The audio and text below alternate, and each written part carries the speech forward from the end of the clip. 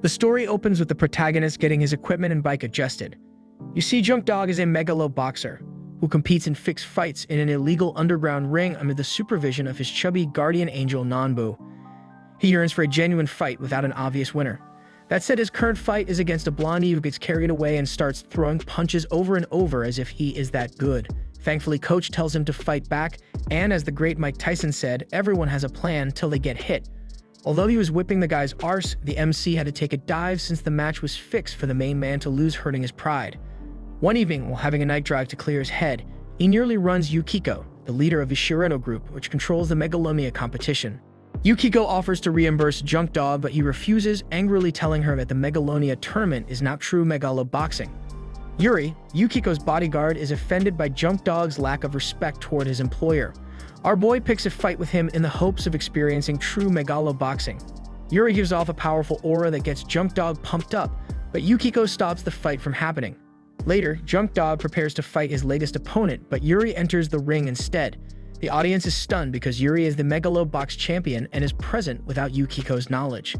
Nanbu attempts to stop the fight but is punched out by Junk Dog, who insists on fighting Yuri with his skill.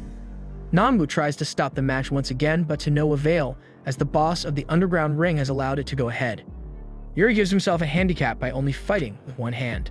Yuri at first shows his superior skill and gear compared to our boy, till Junk Dog reads his moves and forces him to fight with both hands.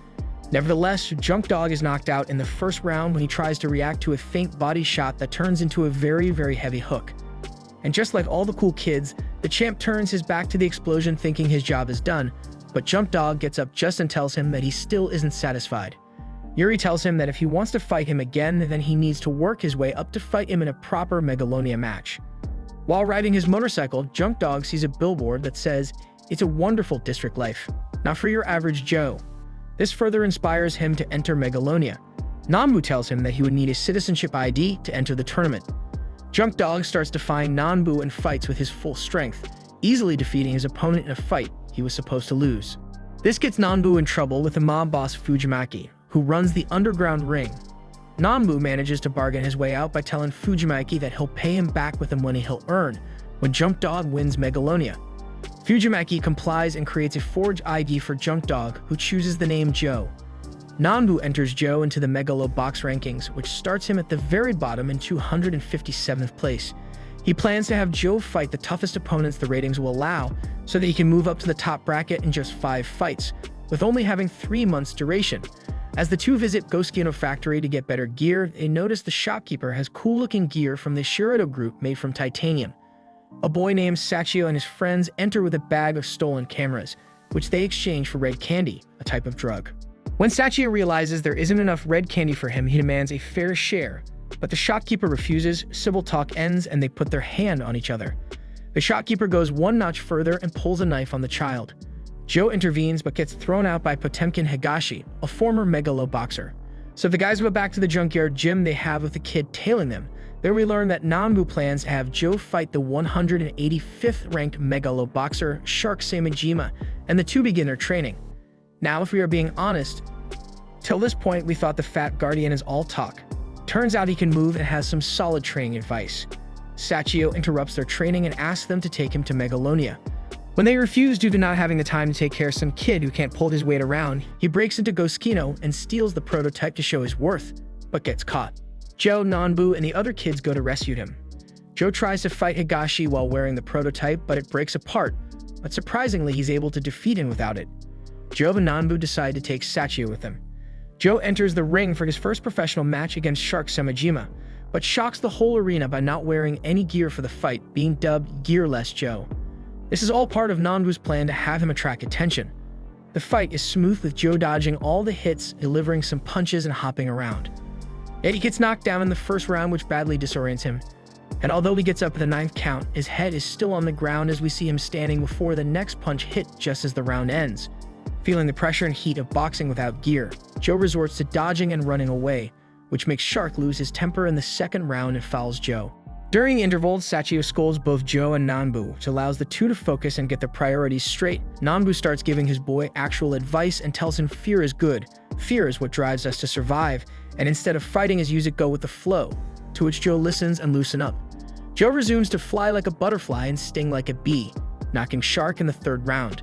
Some time passes, during which Joe wins 2 more fights and climbs to rank 102 while gaining a reputation for himself, even grabbing Yukiko's attention.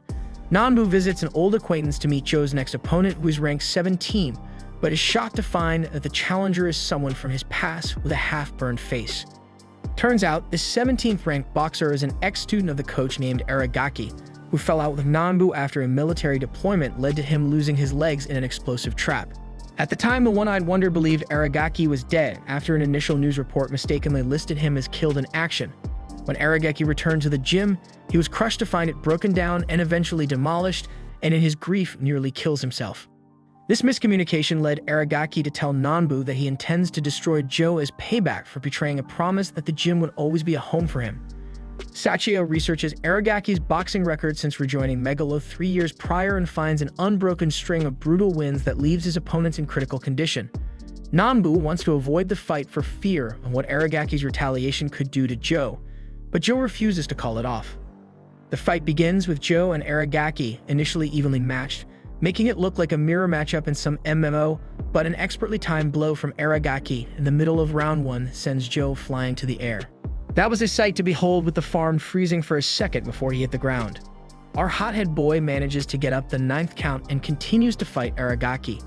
Nanbu, believing the fight to be a lost cause, nearly throws in the towel, but Joe stops him and starts to fight back by evenly distributing his weight as Nanbu taught him. Recognizing the technique, Aragaki recalls memories from his time under Nanbu and starts to break down as his anger overwhelms him. Joe lands a solid punch that nearly knocks Aragaki out. The fight continues through the 4th round, with both fighters receiving numerous blows. Throughout the action, the cam keeps shifting to Aragaki's legs as if there is a problem downstairs. Well, of course, aside from the obvious issues that he has no legs, that said, the match ends before the 5th round can begin due to a forfeit from Aragaki, after he recalls his old coach words saying, "There is always tomorrow." Later, Nanbu reconciles with Aragaki in the locker room, and Aragaki reveals that due to the damage his leg implants endured during the fight, he risks being bedridden, and this was his last Megalo boxing match. He gives Nanbu back a failed betting slip that Nanbu gave Aragaki as a good luck charm, and which had stopped him from killing himself. He tells Nanbu to give it to Joe. Yukiko publicly announces Glenn Burrows as the 3rd card in Megalonia.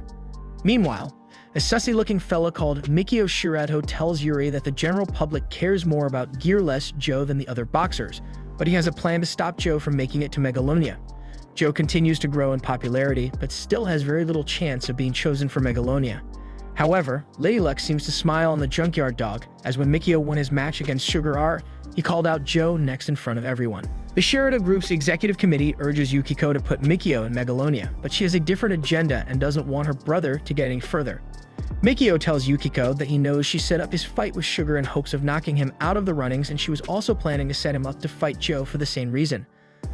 On the big match day, Mikio meets with Joe before their fight is due to start and reveals that he knows he's an illegal underground fighter with a fake ID and threatens to tell the world if he gets in the ring. Joe goes to punch Mikio, but is stopped by Nanbu, who knocks him out. Although the old man is built like a tank, he is swift, like a ninja. Evidently, Mikio wins the match by default when Joe doesn't enter the ring, and he vows to take back the Shirado Group from Yukiko.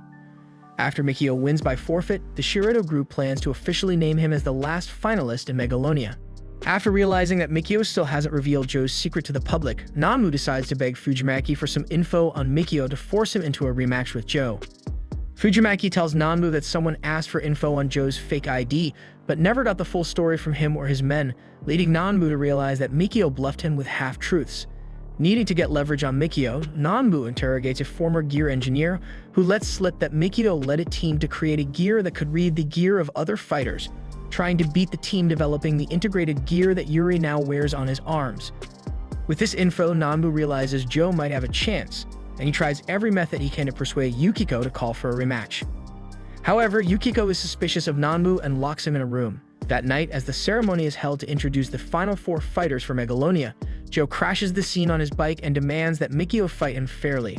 Recalling her beloved words about true skill, deciding who is the winner is not the gear, Yukiko decides to rip the 4th Megalonia ticket in half, giving a half each to Joe and Mikio, and declares whoever wins their rematch wins the final spot. And just like that, we zoom straight to the 2nd round of the fight. Mikio is pummeling Joe in their official rematch as Mikio's gear, Ace, has been significantly upgraded from before to learn Joe's moves and counter them within seconds.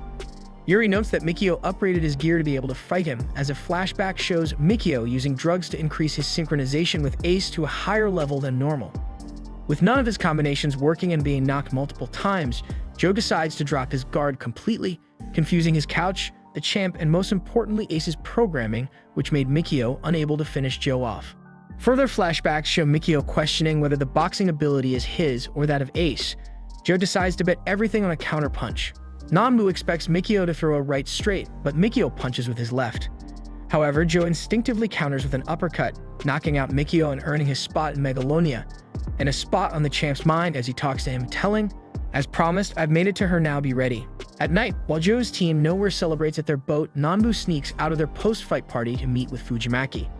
As Joe comes outside to take a leak, Nanbu tells him that the real bet he made with Fujimaki was to reach Megalonia and then throw the match upon reaching the semifinals. Joe is angered that Nanbu still wants him to throw a fight to save himself and punches him before speeding away on his bike. Sachio overhears their argument and runs away after feeling betrayed by Nanbu. Fujimaki tells Nanbu that if Joe does not throw the fight, he'll kill all three of them. Later, Nanbu finds Sachio, telling him that he found out about his past. Sachio's father designed the prototype gear that Yuri wears, but his research was stolen by someone in the Shirato group and the man himself later turned up dead. Nanbu takes Sachio to Yukiko's mansion, offering him a chance at revenge, but Sachio can't bring himself to do it, so Nanbu instead convinces Yukiko to take custody of Sachio to protect him from Fujimaki. Later that night, as Yukiko tries to find the truth behind Sachio's father, Yuri defeats Pepe Iglesias to move on to the final round of Megalonia. Outside the arena, Joe and Yuri talk about their motivations while a drunken Nanbu stumbles around the boat, recalling his decisions and what led them to this moment. The next day, Fujimaki's men escort Nanbu to the arena where Joe is slated to fight Glenn Burrows in their semifinal match. Meanwhile, Sachio refuses to go see the fight, thinking Joe and Nanbu both abandoned him for a rigged match. Nanbu is shown to the luxury suite, where Fujimaki watches the fight. The Tiger fighter first enters the arena on a giant monster car that clearly doesn't shout he is compensating for something, while Joe enters by himself in the ring, wearing his old gear after a visit to his old mechanic friend who also gave him the earphones. Nanbu instructs Joe to dive into the third round, while Fujimaki keeps a close eye on Nanbu, chiding him for acting like a real coach, even though he's about to make him throw the fight. Nanbu hopes that this act will repay their debt, but Fujimaki states that Joe will be under his heel forever. As Joe gets pummeled in the corner, Nanbu tries to encourage Joe to continue fighting, while his gear falls off and he hits the mat. Suddenly, Sachio appears ringside, yelling at Joe not to give up. So the big gangsta orders his men to get the kid, but then the champ enters and talks to Joe, telling him to get back up and don't disappoint him. Yet what really sent him back to his feet was the words of his coach telling him, "Show them what you are made of and fight for your dreams." Joe gets off the mat and manages to beat Burrows with a counterpunch, knocking him out. Meanwhile, Nanbu begins to brawl against Fujimaki's men in the suite. As one of them points a gun at him, Nanbu grabs a knife. Meanwhile, Joe and Sachio are celebrating their victory and then race to the suite, where Nanbu has stabbed his remaining eye out as payment to Fujimaki. Impressed with the spectacle, Fujimaki decides to let the three go free of all debts. Later, after these events took place, Yukiko signs a contract with the military for her company's integrated gear development, but is shocked to discover that Yuri has decided to have his gear removed. Yuri states that he wants to fight Joe on equal terms, without any gear. On the other end, the newly blind Nanbu invites Aragaki to help train Joe for the fight in his place.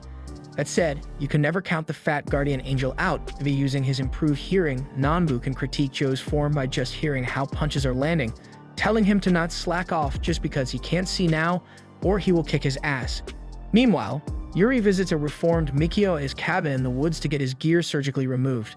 Later, Yukiko learns that Joe's ID badge is fake and has an excuse to disqualify him from the tournament, but she holds off and decides to visit Yuri, who is in pain after the surgery. The man is screaming and hallucinating, yet refuses Yukiko's help when she offers anesthesia, wanting to fight through the pain on his own, saying, "I remembered my old dreams before we met. My coach who taught me how to box once said, someday, if you are lucky enough, you will find an opponent who is strong and equal to you. He will make you excited and want to push further than your limits. If you are blessed to find this opponent, never let go." Later, Yukiko visits Joe by the riverbank, telling him that she knows about the fake ID, but won't stop his fight with Yuri. as she can't understand what made Yuri want to take such drastic action to fight him, and also informs him that the champ is now gearless, which makes Joe, or rather Gearless Joe, even more excited. But enough idle chit-chat now, it's time for the main event, Gearless Joe versus Fearless Yuri, who is also gearless now. By the way, as Yuri enters the ring with his gear removed to fight Joe on equal terms, we are shown that Yukiko is trying to make a deal with her military clients who want to customize her gear for weapons development. But she resents the idea, saying her inventions are to better mankind, not to be used to harm them. And although it has been mainly used by a boxer, it was only for extreme testing purpose. That said, we are back to the action.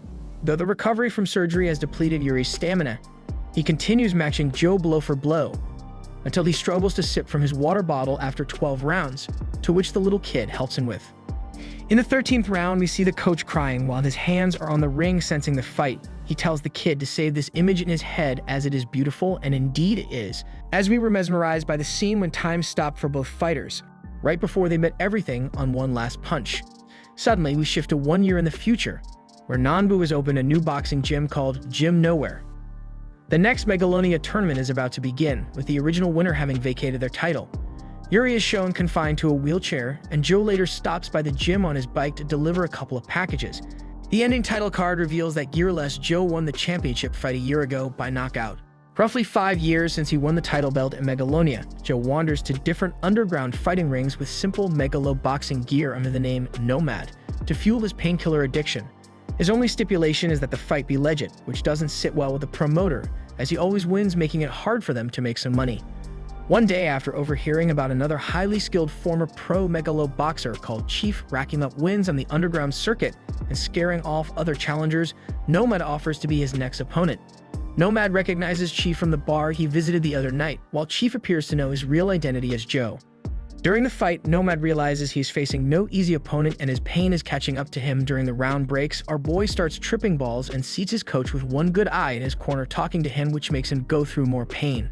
When the second round starts, Chief takes a punch and lands on his face. Turns out he was the one paid to die by the promoters, thus Nomad wins by KO on a weak punch.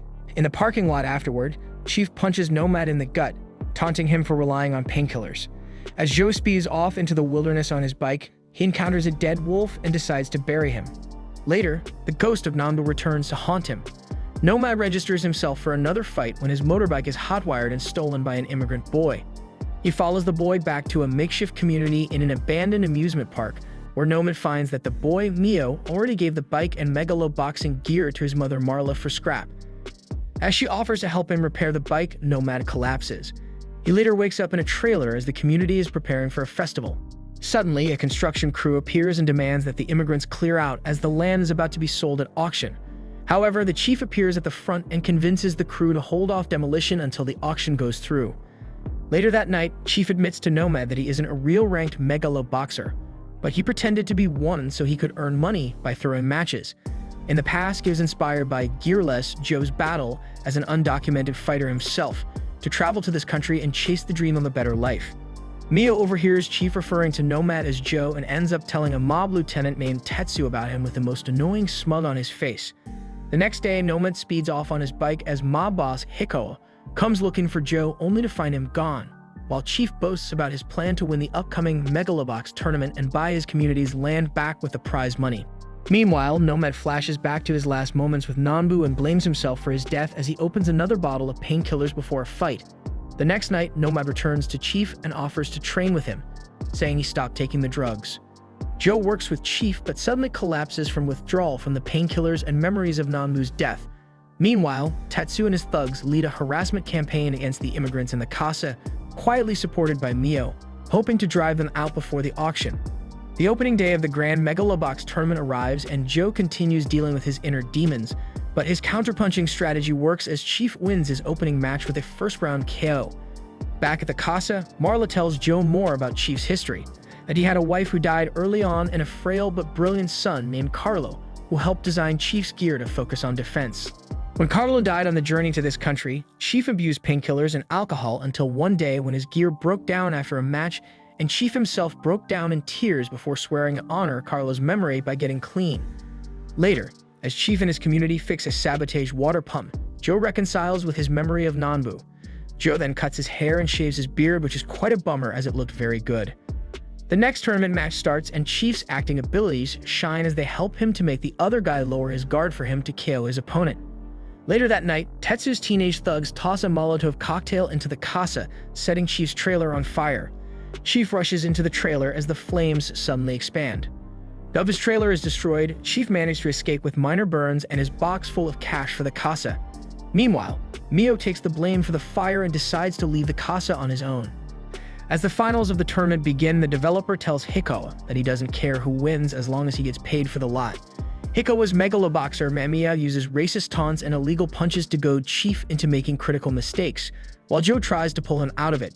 Chief and Mamiya are both worn down during the fight until Mio suddenly returns to cheer on Chief, giving him the resolve to KO Mamiya in the 5th round. With the winnings from the tournament combined with Chief's previous savings, his community has the money to buy their land. Chief convinces Joe to get back into megaloboxing for real and hopes to have a real match against him soon before going to sleep in his car.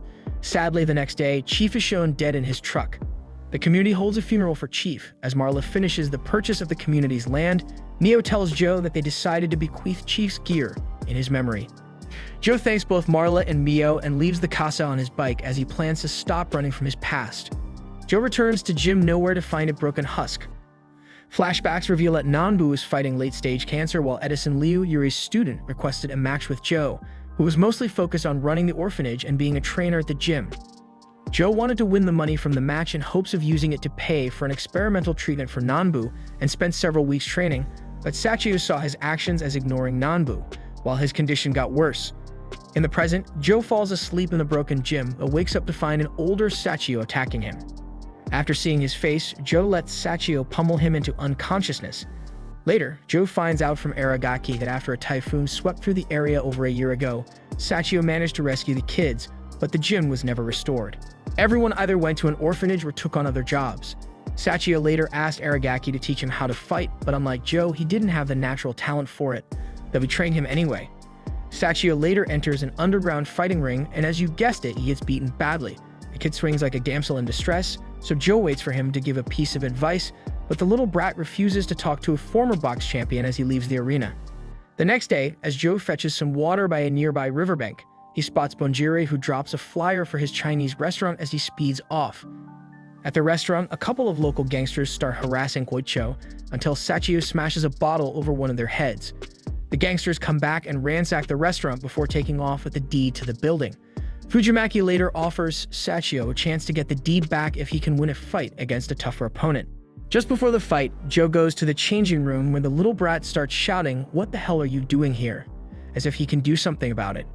Joe decides to enter the ring in Sachio's place as gearless Joe, and throughout the match, Joe flashes back to his fight with Edison Liu, how Nanbu's condition took a turn for the worst minutes before the fight, and how Joe went down hard in the second round. In the present, gearless Joe gets knocked out in the second round, a very smart transition foreshadowing if you ask me. Back in the restaurant, the children are disappointed that their unwanted savior was lost, but then the man arrives and reveals he lost the fight, but got the deed back as part of his deal with Fujimaki before Sachio tells Joe to leave. Speaking about telling someone to leave, turns out Joe didn't leave them because he wanted to, but because he was told by the kid with a badly drawn nose 5 years ago. Anyways, back to action. Edison Liu trains hard for an upcoming bout against Mac Rosario. However, after Edison hears that Joe is back in town, he decides to confront Joe himself, asking him to be his sparring partner. Edison believes that despite beating Joe 5 years ago, the media and fans still see him as Yuri's student, and not as a pro-megalo boxer in his own right because he didn't beat Joe in his prime. Meanwhile, Mac gives an interview to the media as they go over his history of being an ill-tempered megalo boxer who decided to become a cop. Mac was paralyzed while saving innocents from a gang dispute, until a young CEO named Ryugo Sakuma got permission to test a new brain encoding system developed by his company Roscoe. Mac got a fresh start in megaloboxing, and Ryugo got a chance to display his product's results to the world. The next day, Joe shows up at Jimmy's gym to practice with Edison. At first, the fight is gone as you would expect from a double-time champion and a former pro who stopped fighting at his peak for like 5 years, and seeing this, Yuri wanted to stop the fight as it delivers nothing. Luckily, Yuri gets cut by his coach saying, "Don't you see the look in Joe's eye? He might be broken, but not his fighting spirit." And just like that, the fight starts to turn for Joe as the pace went up. Sadly, they soon get interrupted when they find Santa taping their fight to use in his next article. Edison swears to take on Joe for real after his fight with Mac. Finally, match day arrives. Joe and the kids get ringside seats, though Sachio and Oicho don't show up. Yukiko encounters her brother Mikio. As Mac walks to the ring, he stares in Joe's direction. The match between Liu and Mac begins, and initially cautious Liu just plays on the defense, dodging and checking hits till the second round when he figures Mac out and gains the upper hand. However, as the fight looks all but lost for Mac, he counterattacks with sudden focus and ferocity, a phenomenon known by his fans as Mac Time. Liu goes down in a flash and Mac is named the new champion. With Liu gravely injured and hospitalized, Yuri voices to Joe his feeling of guilt over pushing his dreams onto Liu. Meanwhile, Mac is playing with his son, but when his wife hits the glass, making it sound like a ring, the new displays erratic behavior, forcibly taking food from his son Miguel. Maya, Mac's wife, brings her concerns to Sakuma, who appears sympathetic, but simply attributes Mac's behavior to stress. On the other side, Yukiko contemplates the earlier meeting with her brother, where he claimed that Mac Time is the result of BES' negative effect on the brain. So Yukiko secretly has Roscoe investigated and discovers that Roscoe has been discussing the use of BES with the military. She confronts Sakuma and demands undisclosed experiment data on Mac in return for her cooperation. Sakuma seemingly complies but orders the data to be manipulated before they are sent. At the hospital, Liu regains consciousness but is told that he will not be able to fully recover and return to megaloboxing. Liu tells Joe that he will not give up and that they will have a fight as promised. Joe visits Nanbu's grave and runs into his still hostile Sachio, who tells Joe that Jim Nowhere died when Joe left years ago and that things can't go back to normal just because Joe rebuilds the place. When a typhoon threatens the gym, Aragaki and Oicho join the group to help tie down the building. Mac becomes worried about his actions in the ring as his mind deteriorates, but Sakuma encourages him to remember why he came back after walking away from megaloboxing. This turns out to be sharing the ring with the legend himself. So the next day, Mac challenges Joe to a fight, but Joe is hesitant. Yukiko announces to a displeased Shirado group board that she is considering severing ties with Roscoe because of the now publicized risks and the potential military use of BES. Roscoe sends its head researcher Yoshimura to pressure Mikio Shirado to retract his thesis on the risks of BES. Mikio, in turn, suggests to his former student to accept and fix one's mistakes. Joe sees Mac visiting Liu in the hospital. Mac reveals how much Joe's journey to becoming the champion inspired him. Liu also encourages Joe to accept the fight. After recalling his time with Chief, Joe decides to fight Mac. Liu asks a reluctant Yuri to help Joe prepare, telling him that he should not blame himself for what happened as he chose him not the other way, which made the former champ recall his first meeting with Joe, the one that lit a fire in his soul.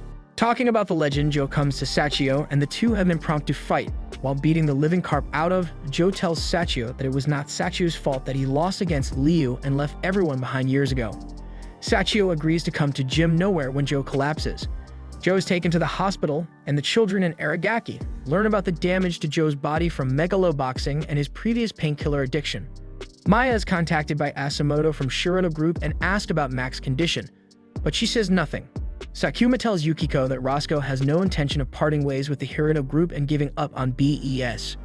Yoshimura becomes increasingly concerned with the dangers of BES. Joe is discharged from the hospital shortly, and his friends hold a party at the newly rebuilt Gym Nowhere to celebrate.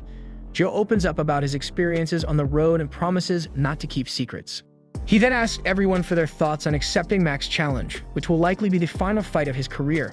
Despite their concerns, they agree to respect Joe's wishes and help him prepare for the fight. Joe announces that he will not fight gearless this time, but will instead use Chief's gear. Mac is told by Maya that she offered him up to Roscoe's BES experiment back when he was paralyzed in exchange for a heart transplant for their sick son. Mac confronts Sakuma, who insists that Maya made the right choice and that Mac was able to achieve great things because of it. Mac is despondent and wanders the streets. Joe begins training with Yuri and Aragaki. While the children work on improving and fitting Chief's gear on Joe, their focus is not on defeating Mac but on playing defensively so that Joe can finish the fight safely. Mac runs into an old colleague from his days as a police officer who tells him how others look up to him, both as an officer and as a megaloboxer. Mac reminisces about his life and the story of the hummingbird and the nomad that he used to read to Miguel. The nomad wanders believing they have lost everything, but the hummingbird repeatedly reminds them of the things they still have and sings them a song. Mac decides to return home to his family. Mac tells Sakuma that he will do this fight his way and walk away from Roscoe afterward. The day of the exhibition match arrives. Before the match, Yukiko informs Sakuma that both of them must take responsibility for the negative effects BES has had on Mac. It is revealed that Yoshimura brought the real data on Mac to Mikio and Yukiko, and that Mac and Maya asked for their help in revealing the truth and finishing the fight without entering Mac time. Although Joe and Mac are evenly matched at the beginning of the fight, Joe goes down first due to his poor physical condition. However, Joe can come back and knocks down Mac in turn. Mac focuses on his family and was able at an exceptional level without entering Mac time to get back up and fight. As the fighters continue to trade blows, Sachio throws in the towel, just as he promised Joe earlier. Mac is declared the winner of the match. Yukiko announces that she is opening up BES technology to the world so that everyone can improve upon and benefit from it. She steps down from her company post and Sakuma is arrested. Liu begins his rehabilitation training with Yuri. Joe returns to Gym Nowhere to be amongst his friends. They see off Sachio, who has decided to leave Gym Nowhere to pursue his original dream of becoming a gear engineer.